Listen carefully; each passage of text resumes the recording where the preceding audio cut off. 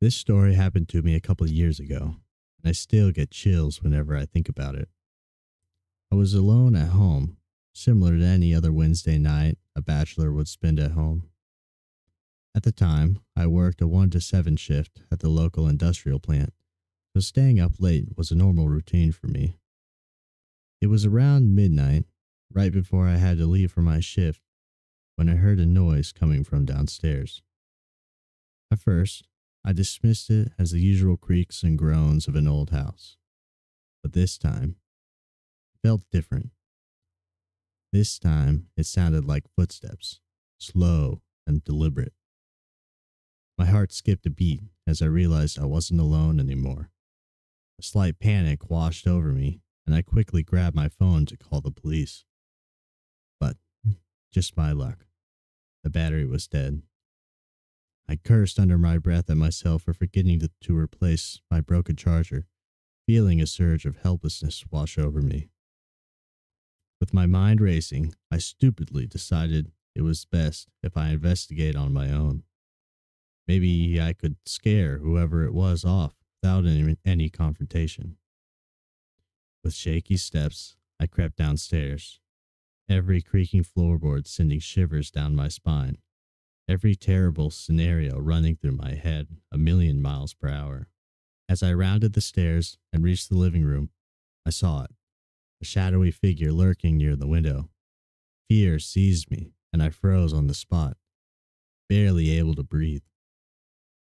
I didn't know what I expected, but seeing someone I didn't expect actually in my house scared the crap out of me. I couldn't make out any of the details of the intruder either, just a dark silhouette, which scared me infinitely more. My fight or flight kicked in. I mustered the courage to confront the intruder, hoping my voice would sound more confident than it felt. "Who's there?" I shouted, my voice trembling. The figure turned towards me, and, for a moment, it felt like time stood still. Our eyes locked, and I saw a glimmer of something sinister. The intruder lunged at me, fueled by desperation or malice. I couldn't tell. Instinct took over, and I dodged their attack by stumbling a few steps backward. In the chaos, I managed to find an umbrella I had leaned near the door. A flimsy weapon, but it was better than nothing. I swung it wildly, my heart pounding into my chest. The intruder fought back, their intentions unclear. We grappled, crashing into furniture and knocking things over. The struggle was fierce, but fear gave me a newfound strength.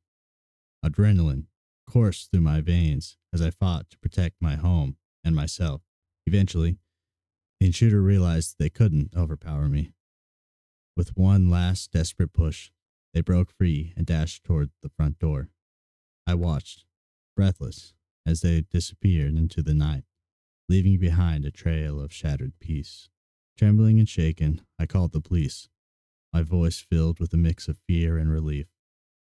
They arrived fairly quickly, searched the area, but the intruder was long gone.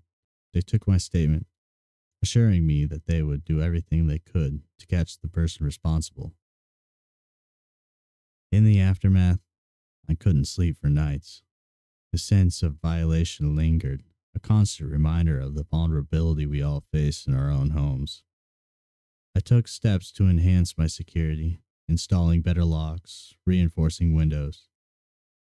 The experience left a mark on me, forever changing my perspective on personal safety. Sharing this story serves as a reminder to always be cautious and vigilant, even in the comfort of our own homes.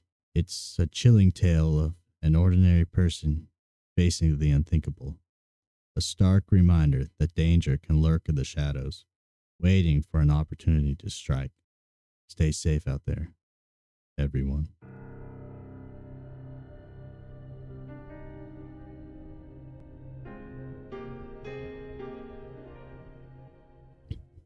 It was a typical Friday night, and my friend Emma and I were hanging out at my apartment. This was a few years ago, after I had just moved out on my own, and I was thoroughly enjoying my newfound independence. Free of worry, however, now, after the incident, I realized how naive me and Emma both were. As we settled in the living room, engrossed in the movie, the atmosphere gradually shifted. The air grew heavy, and a sense of unease that neither of us could explain crept into the room. We tried to shake it off the feeling, attributing it to the flickering of the TV screen and the distant sounds of the city outside, but the feeling nonetheless persisted. Midway through the movie, a faint sound reached our ears, a soft thud coming from upstairs. We exchanged concerned glances, pausing the movie to listen more closely. There it was again, followed by a series of muffled footsteps. Fear tightened its grip on our hearts, but we didn't want to jump to conclusions. Cautiously, we decided to investigate, hoping to debunk our own paranoia. Our steps were hushed as we ascended the staircase, straining our ears for any further signs of intrusion. The house seemed so eerie and still, which only strengthened the tension in the air. We reached the hallway, exchanging nervous whispers, determined to uncover the truth. As we approached my bedroom, the source of the noise, a chill ran down my spine. The door stood slightly ajar, and a faint light flashed about within. Emma and I exchanged a silent look of agreement, preparing ourselves for whatever awaited us on the other side. Then, with a deep breath, I hesitantly pushed the door open. Right inside the door was an intruder, maybe 6'2", and dressed in all black with a mask, rummaging through my belongings about 6 feet in front of me, a look of surprise on their face as they quickly turned to face us. Panic quickly overtook me and Emma, fueling our fight-or-flight instincts. Without thinking, Emma and I screamed, startling the intruder momentarily. As we turned to run back downstairs and to my neighbors in search of help, I saw the intruder grab a bag and turn toward the window I had opened earlier in the day. Shaken and terrified, we ran back down the stairs and over to my neighbors, where we called the police, reporting the break-in. The minutes that followed felt like an eternity as we waited for help to arrive. The sense of violation hung heavy in the air, our sanctity tainted by the intrusion. We questioned our own safety and our ability to protect ourselves that night. When the police arrived, they assured us that they would do everything in their power to apprehend the intruder. They combed through the house, taking our statements and dusting for fingerprints, but evidently found nothing. Although we were left with a sense of relief knowing the intruder was gone, the incident left a lasting impact on the both of us. In the aftermath, I installed a security system and took any precaution I could to protect my apartment. Yet, the feeling of vulnerability still persists to this day, knowing that someone has the power to invade my personal space.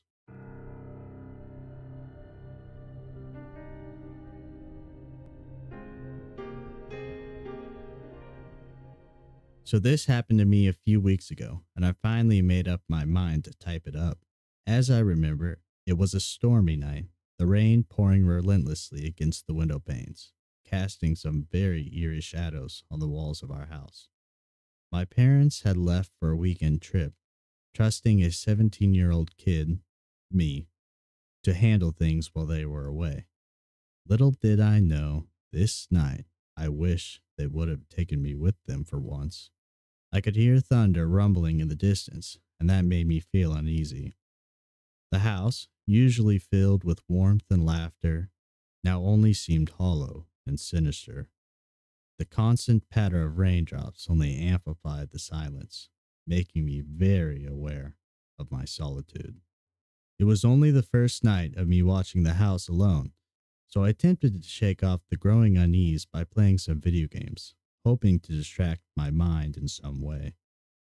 But with each lightning flash, casting fleeting glimpses of the darkened rooms, a chill crawled up my spine.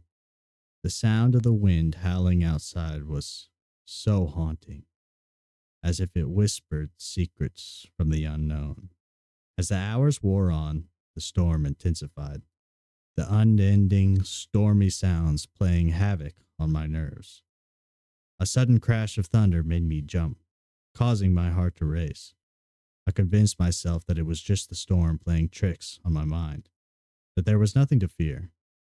But deep down, an instinctual alarm bell rang, and I felt that uneasy feeling you get when something just isn't quite right. Then I heard it, a faint creaking sound, as if a door had been opened ever so slightly. Panic gripped me, and I froze, straining my ears for any further sign of intrusion. The creaking grew louder, footsteps echoing through the empty house, drawing closer to my location. Fear propelled me into action. I instantly dropped off my couch and onto the ground. I stayed still for at least a minute or so until I built up some courage and moved out from my hiding place. I crept through the house, my senses on high alert, desperately searching for the source of the ominous sounds. Each step I took was measured, my heart pounding into my chest. I reached for a makeshift weapon, the only thing I had around, a heavy flashlight, hoping that it would provide some semblance of defense. Slowly, I peered around the corner, and there, in the dimly lit hallway, I saw a figure, a shadowy silhouette moving with stealth. The intruder's presence sent shivers down my spine, as if darkness had taken human form. Adrenaline surged through my veins, and I knew I had to act quickly. Summoning my courage, I confronted the intruder, brandishing the flashlight like a weapon. Summoning my courage, I confronted the intruder, brandishing the flashlight like a weapon. Our eyes met for a brief moment, and in that instant, I saw a glimmer of malice. Panic overtook me, and I swung the flashlight in a desperate attempt to defend myself. But as the makeshift weapon connected with the intruder's form, a shocking revelation emerged. It was not a person, but a mannequin, dressed in tattered clothing.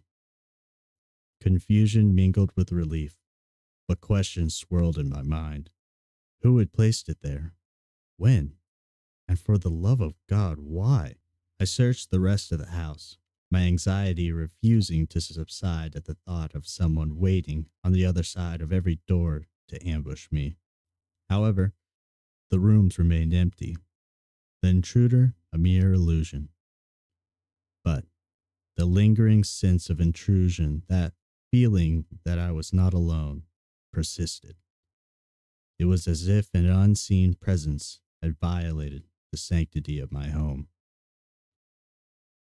In the aftermath of that night, I found it hard to shake off the chilling experience whenever I was reluctantly home alone.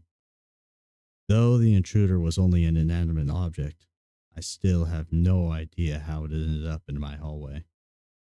The fact that it somehow got there, and I still have no idea why, is truly the most haunting part of all of this.